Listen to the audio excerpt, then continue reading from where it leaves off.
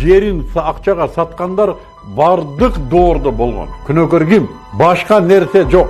Бир да мигранттын баласы бияка кыргыз болуп кайтпайт. Мен ушул сөзүмдү кыркып алып, тараткыла сотко бергиле, мен жалган айтсам. Папа, ты чё там? Иди свой Киргизию. Койт өзүңөрдү. Биздин байлыгыбыз бул эл тууганда. Кытай тилин өздөштүрүү башталды. Бияка Кытай кирсе, эч ким эч нерсе кыла албайт. Кыла турган адам жок. Кой дей турган адам жок. Бардыгы кеткен. Кайтыңыздар эми. Мен бул сөздөрдү мамлекеттик каналдардан чыгып айта албайм. Эй жигиттер. Ата бабаларыбыз Манас атабыздан бери келе аткан жерден куру калыш коркунучу турат казыр.